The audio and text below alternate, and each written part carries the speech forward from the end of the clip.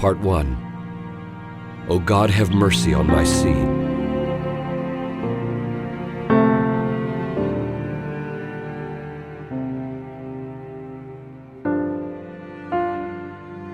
The sky above the land of Uz could change the way the ocean does in moments, with a boding wind, as though the blue of day had sinned and brought the blood of some great saint upon the darkening east. The taint of some leviathan upswirled beneath the waters of the world, or worse, poured down like thickening gore from some great struggle in the war of heaven. But Job had seen the years change dark and early morning fears to pleasant afternoons, and clear night skies star-strewn from here to who knows where beyond the brink of earth and heaven.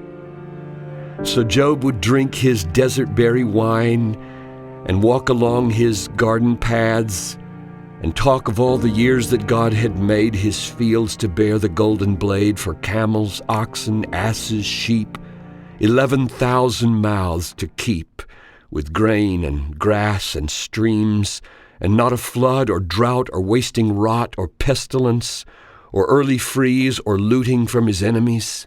And Job would lift his hands to God and wonder why he spared the rod of suffering. Each day he blessed the gentleness of God, confessed his hope in God alone, and said, "O Lord, if this were lost instead and all I had was you, I would be rich and have the greatest good. But I do love my 7 sons and all my daughters, Lord, the ones above all land and name and wealth, and even, God, above my health. For them I praise and bless your name, and pray that any sin or blame in them would be forgiven by the mercy you have shown in sky and earth these 40 years that they have lived now even to this day." And every 7 days, Job made a sacrifice for them. He laid a lamb across the stone and prayed, "O God, if they have sinned and played the fool and cursed your name, lay not this folly to their charge, but blot it out with this lamb's blood, and heed my prayer. Far better one should bleed for all than all unpardoned live and prosper without God. Forgive, O Lord, and let your pardon pull my sons from wealth and make them full of God." Thus Job would bow and seek to save his children every week.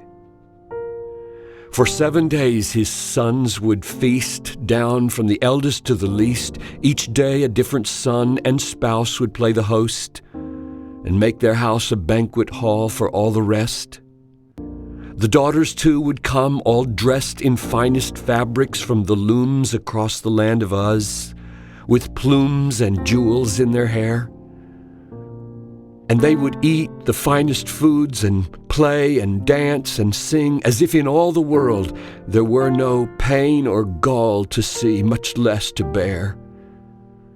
Nor was their father ever there, because he carried in his soul a weight too heavy for the young, for late-night levity and bantering. They knew about his offering the lambs each week and how he'd pray. And so Job wasn't there the day his children gathered to begin their 7 days of feasting in their favorite place, when work was done, the home of Zachan, oldest son. That morning, early, Job had gone alone with sheep and knife at dawn to make his sacrifice. And while he prayed, God put his heart on trial. "O man of God, today again you seek the precious lives of 10 young souls. Now tell me with your heart, would you be willing, Job, to part with all your children if in my deep counsel I should judge that by such severing more good would be, and you would know far more of me?" Job trembled at the voice and fell before the bleeding lamb. Compel me not, O God, to make this choice between the wisdom of your voice and these 10 treasures of my life. Far better I should take this knife and mingle lamb's blood with my own than put my children on this stone. O God, have mercy on my seed. I yield to what you have decreed. The sky above the land of Uz had changed, the way the ocean does when some leviathan, upswirled beneath the waters of the world, roils deep and turns the regal blue to gray. And streams blood-red broke through the dawn and flowed along the brink of earth and heaven, as if the link were in dispute, and some great war were being fought to settle more than even blood-red skies would seem or Job could ever dream. That afternoon, beneath a gray and boding sky, the time of day when families begin to feast, Job sat alone and watched the east grow dark and felt the outskirts of a distant wind that made him love his children more. And then a man with torn and bloody garments ran to Job and fell before his seat. "O Master, only these 2 feet of all your servants still can run. Sabaean struck, and everyone is dead, and all the oxen teams and asses gone. I hear the screams, O Master. This has never been before. My Lord, what is our sin?" And while the question lingered in the air, the silence broke again. Another servant ran and fell before the man. "Job, whether hell or heaven, I am not sure, but God has loosed a flame and awful rod against this house, and all your sheep and wool and lambs and all who keep them safe from wolves are burned to death with fire. And I alone have breath. O Master, why? What have we done?" And while he spoke, another one, a servant from the camel herd, came running with his bloody word. "Chaldeans took them all and slew the servants. Only I got through to tell you that we've lost it all. O Master, every bed and stall is empty now. What will we do? What will we do?"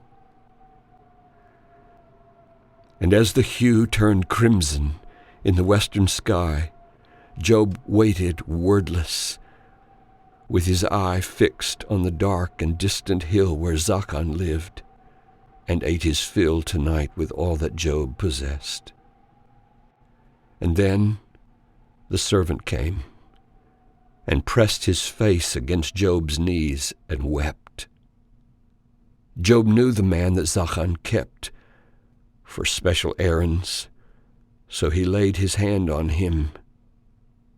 "Don't be afraid, but speak." "Good master, I do fear to speak what you might die to hear." "Speak, man." And so the servant said, "Your sons and daughters, Job, are dead. A wind came from the wilderness. We couldn't know. No one could guess that it would blow like that. The whole house fell at once, and every soul is dead."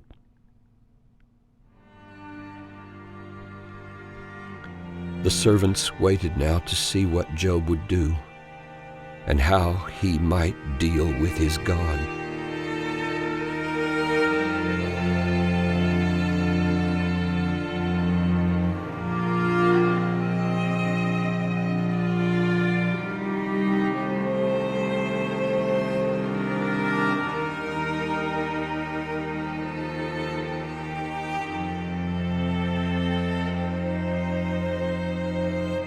At last he rose and took a knife and passed it like a razor over all his silver head, and tore his shawl and robe, and fell face down upon the ground and lay there till the dawn. The servants knelt by him in fright and heard him whisper through the night, "I came with nothing from the womb, I go with nothing to the tomb. God gave me children freely. Then he took them to himself again. At last I taste the bitter rod, my wise and ever-blessed God. And now, come, broken, to the cross, where Christ embraced all human loss, and let us bow before the throne of God, who gives and takes his own and promises, whatever toll he takes, to satisfy our soul. Come, learn the lesson of the rod, the treasure that we have in God. He is not poor nor much enticed, who loses everything but Christ.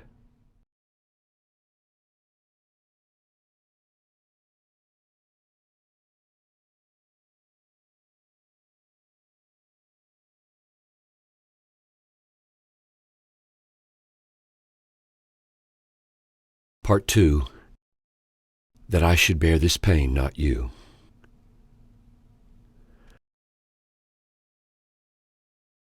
The morning after Job had lost his children and his wealth, he crossed the half-plowed pasture to the east and made his way once more as priest and father to the altar on the distant hill where he had gone 100 times at dawn to pray and sacrifice the lamb and lay his hand upon the head of that poor sheep and by its blood combat the sin of all his sons.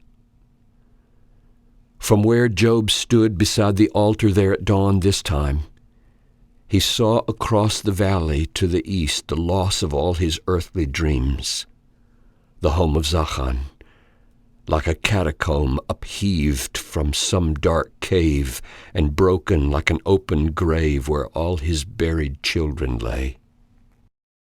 His hands hung limp beside the gray, blood-splattered stone, and then he knelt and said, "O God, what you have dealt me in this murky day is not what I had thought this bloody, blot-red stone would bring. Did I not pray and sacrifice my lambs and say with sacred oath upon my life, far better I should take this knife and mingle lamb's blood with my own than put my children on this stone?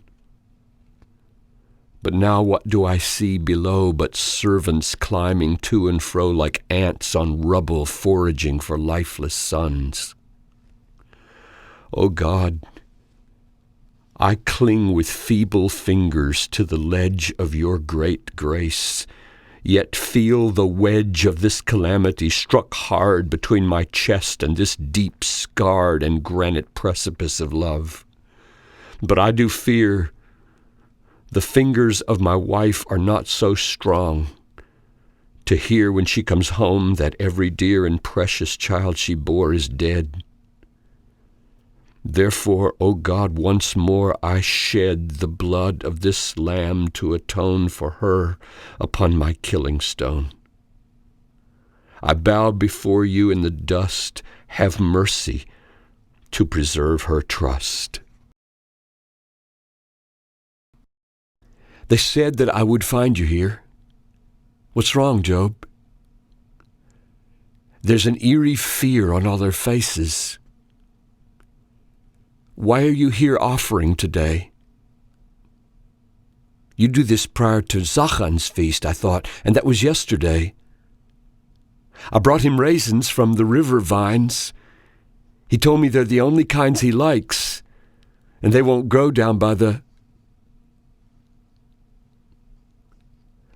Dinah stopped and fixed her eye where Zachan's great estate had stood. Oh God, what in the name? Job, would you please tell me what's going on? What happened to the house? It's gone. Where's Zachan, Job? And why were my 3 girls not waiting for me by the gate when I came home today, the way they always do? Job, say what you must say. Job said, I fear to speak what you might die to hear, or worse, might hearing live and curse. Oh, that I had time to rehearse some wise and gentle way to tell you what we lost when that house fell. Dawn broke blood red along the brink of earth and heaven, and scarlet ink spilled upwards on the gray-blue shroud above the land of Uz.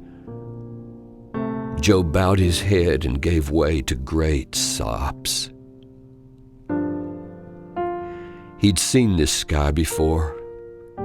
It robs, he thought, like some celestial thief who thinks to gain by bringing grief and stealing what he cannot use, unless it bless him just to bruise. God crush you, bloody messenger of pain, and by my God, leave her alone. If one must suffer here still more, pluck on this flesh and smear my face with gall and take my life. But stay, and do not touch my wife. These were his thoughts as they embraced, who knows how long. There is no haste in grief. Job? Yes, Dinah? You know, it was a long, long time ago that you held me this way. So long and tight and without sex and strong. I might survive if you would stay and hold me like this every day. Job smiled and loosed his hold. But when he tried to look at her again, she gasped and pulled away. Job's face was full of sores, and every trace of healthy skin was reddening before her eyes. And then the sting began and itching. Soon the pus was formed, and every sore was thus a wormy fountain of a dread and filthy oozing. Dinah fled and left Job standing in his plague alone. Within an hour, one leg and then the other flamed with the disease. The servants came to see and brought him food, but never got too close. He took the ashes hot from off the altar where the sheep had burned and rubbed them in to keep the itching down, and then he dashed his pot, and with a shard he gashed the biggest boils and let them bleed like scarlet ink with earthen reed to write his woes on parchment gray and ashen like the sky. That day was like 100 years. At dusk, his wife returned, and she was brusque and cool. "Do you still cling to God?" she asked, and saw his wordless nod. "I think you are a fool. How much from him will you endure till such a love as this from God the Great is seen to be a form of hate? Here's my advice for you to try. Curse God tonight and die, and I will follow soon, a widow robbed of everything." And Dinah sobbed. And tears ran down Job's horrid face. He pulled himself up from his place, and by some power of grace he stood beside his wife and said, "I would, no doubt, in your place feel the same. But, wife, I cannot curse the name that never treated me unfair, and just this day has answered prayer." "What prayer? What did you bid him do?" "That I should bear this pain, not you." "Oh, Dinah, do not speak like those who cannot see because they close their eyes and say there is no God, or fault him when he plies the rod. It is no sin to say, my love, that bliss and pain come from above. And if we do not understand some dreadful stroke from his left hand, then we must wait and trust and see. O Dinah, would you wait with me? I'll try, she said. I didn't mean that you should die. I'm more unclean than you with all your sores. She knelt and found between a boil and welt a place to put her kiss. Is there some evidence that God could care for such as me? Job touched her hair. You are another answered prayer. Sometimes the spark of faith is slight and does not make the darkness bright. But keep it lit, and you will find far better this than being blind. One little flame when all is night proves there is such a thing as light. Remember now the place and price where Jesus promised paradise. One answered prayer when all is gone will give you hope to wait for dawn.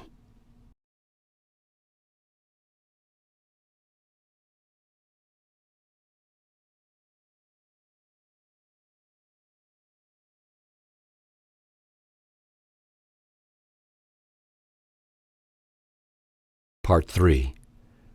Oh, spare me now, my friends, your packages of God.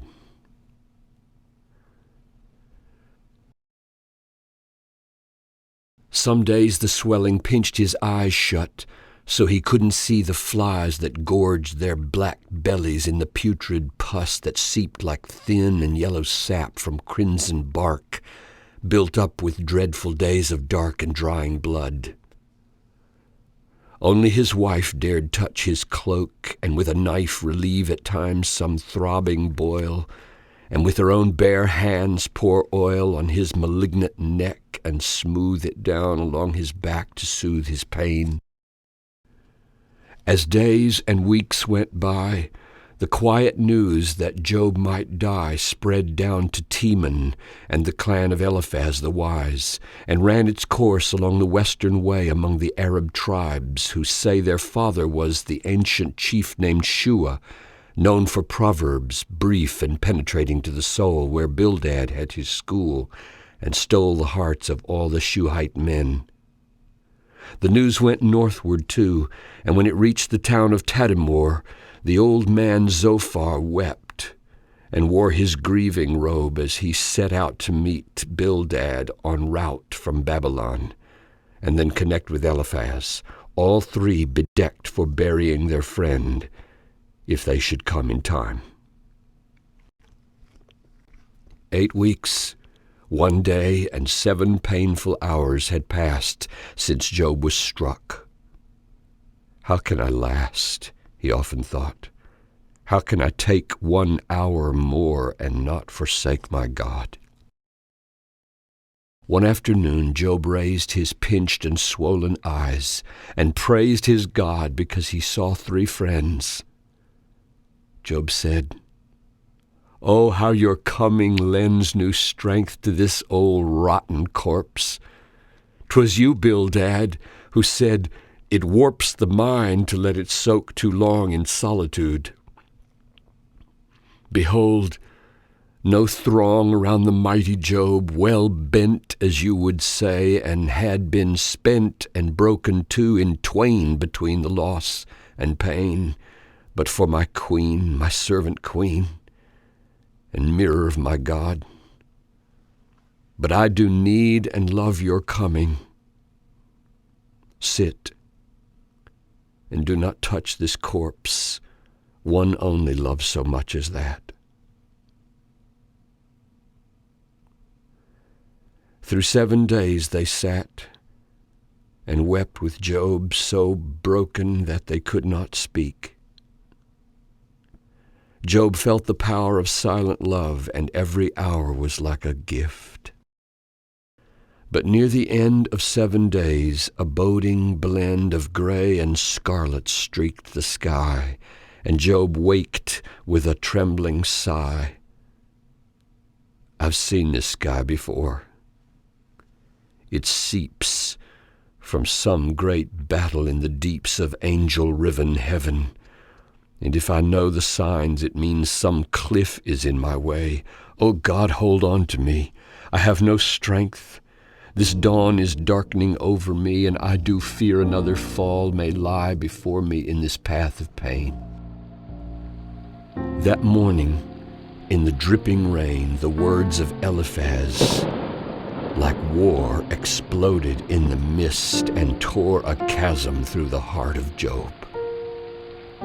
Think now, good friend, and let me probe with you the wisdom of the wise. Have any ears on earth or eyes perceived the innocent so slain? Or have the upright ever lain in ashes as we see you lie, or suffered with such boils? Apply what mine is left to you, and find the cause of this great pain behind your seeming innocence, and seek your God in penitence, and keep no longer secret all your sins. Job didn't move or speak. The winds of such incriminations crashed against his staggering soul and smashed the fingers barely grasping to the goodness of his God. That's true, great Prince of Uz. The voice belonged to Bildad. Oh, whom have you wronged, once noble Job? For I have learned 100 proverbs, all concerned with why calamities befall a man. And one thread runs through all. The righteous have a prosperous lot, but those who curse and sin do not. The more your sin is large or small, the more your comforts rise and fall. Uncover what is hidden, friend, and there will be a happy end.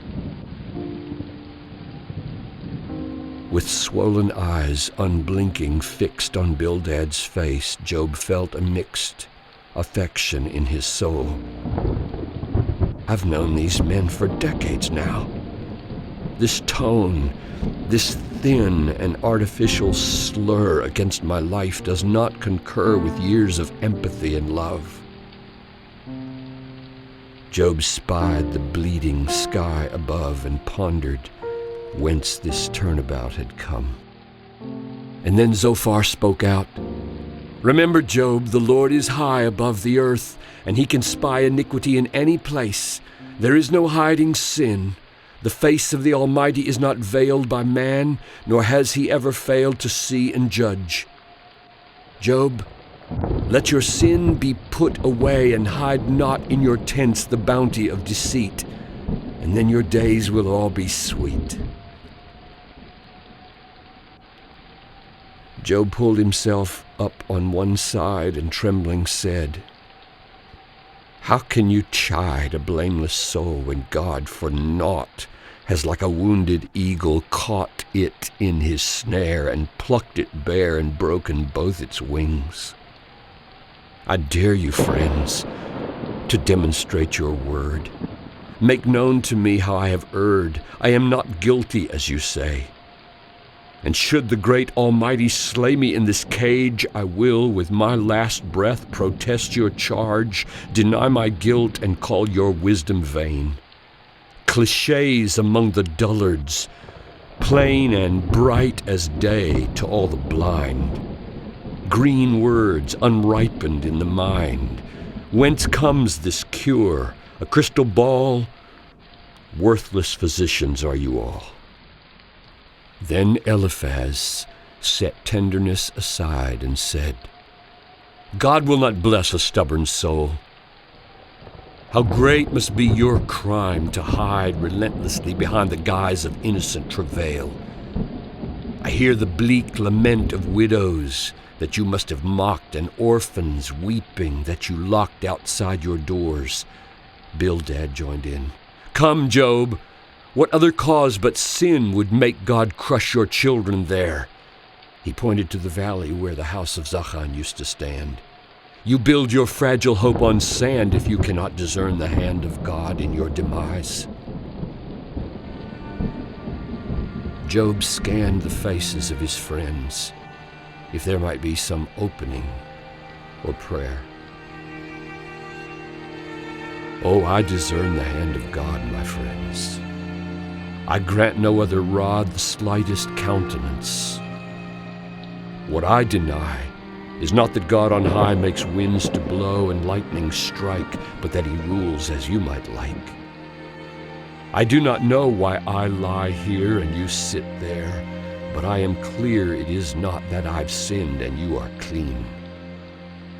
Your maxims, be they few or thousands, will not stand before the bar of God.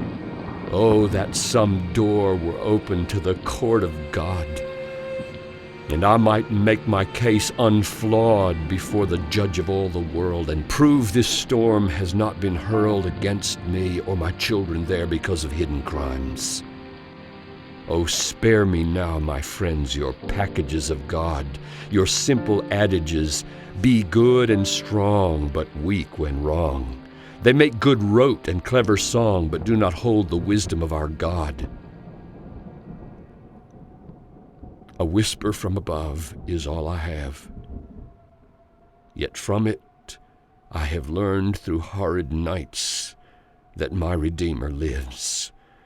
And when my skin has been destroyed, then from within shall I behold him on my side, and I will live, though I have died. O risen Christ, shine forth and be a blazing warning by the sea, a signal where the sailors cling to life through reefs of suffering and need the blast of light and bell. Beware what here beneath may dwell. Beware of subtle, shrewd assaults. A half-truth can be wholly false. Beware of wisdom made in schools and proverbs in the mouth of fools. Beware of claims that rise too tall. The upright stand and wicked fall. Beware the thought that all is vain. In time, God's wisdom will be plain.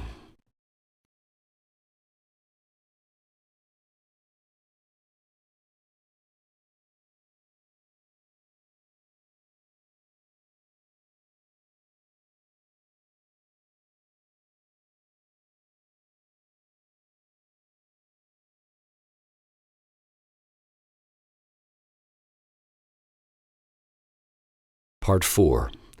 Unkindly has he kindly shown me, God.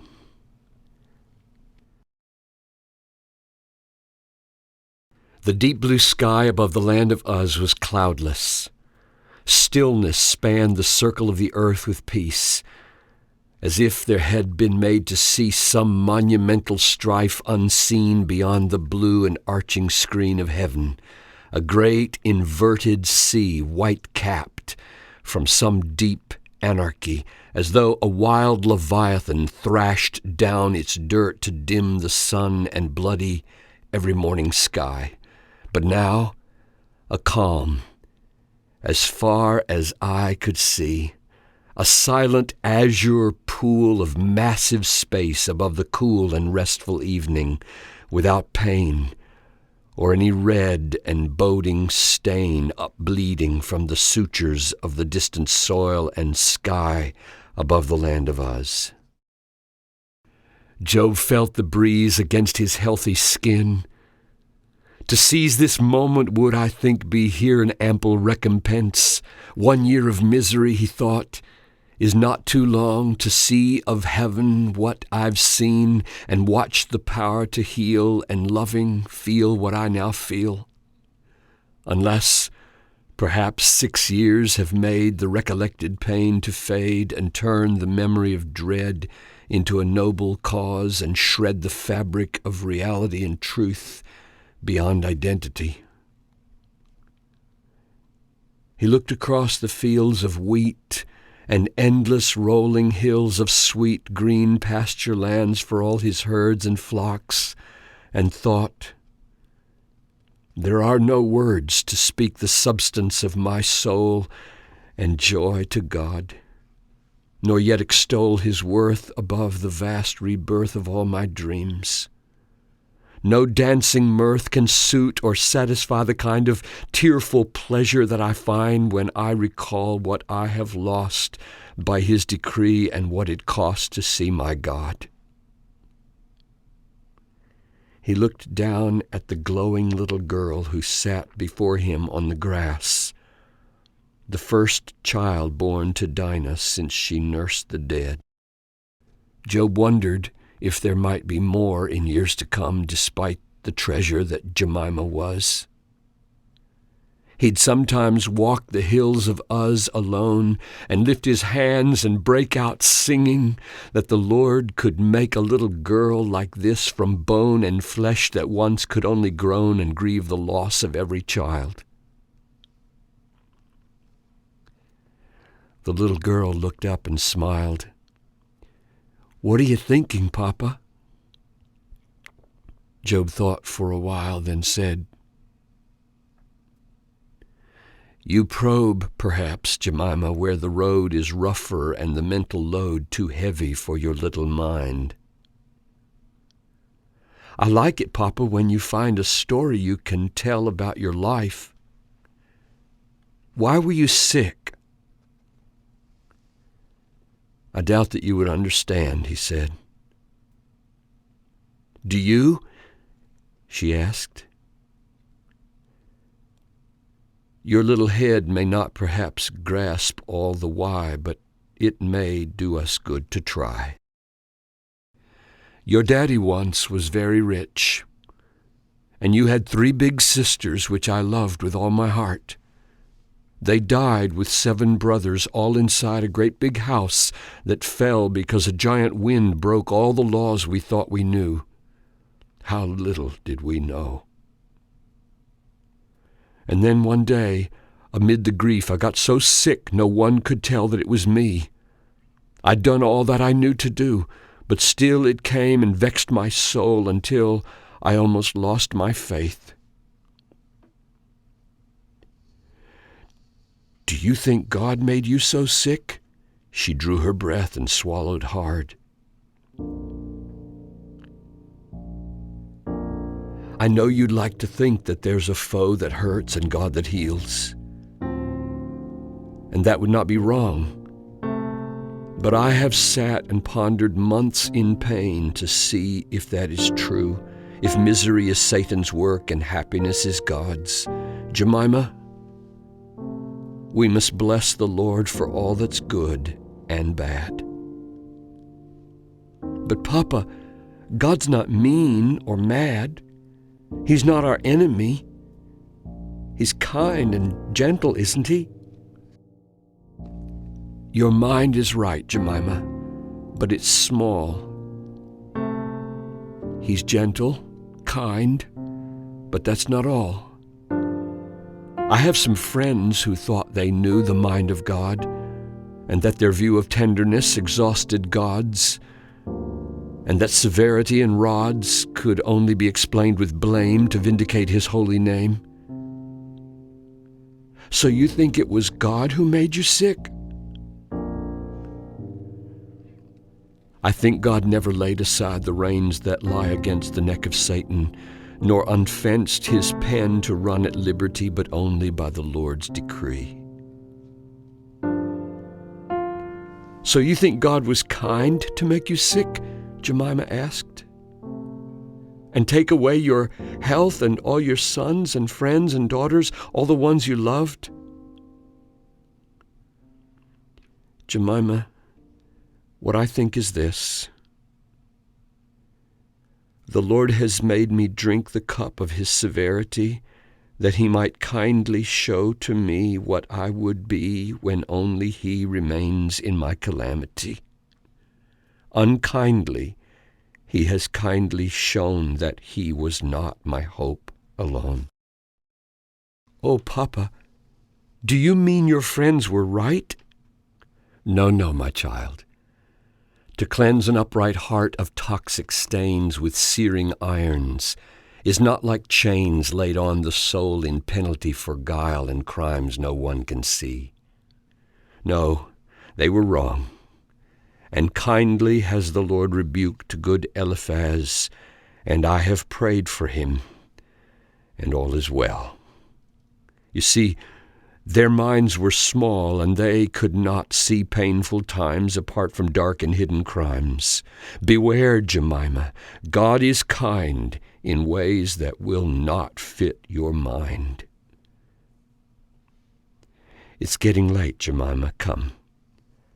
I think I hear the bedtime drum. My little theologian deep, it's time to say good night and sleep. But Papa, please, one more. Would you tell me about the wind that blew, about the whirlwind and the word of God? You told me once you heard the very voice of God. What did he say? He said, "There's giant squid beneath the sea you've never seen, and mountain goats above the green tree line that bring forth kids on cliffs so high and steep that little whiffs of wind would make a human fall." God asked me, "Is the wild ox all at your command?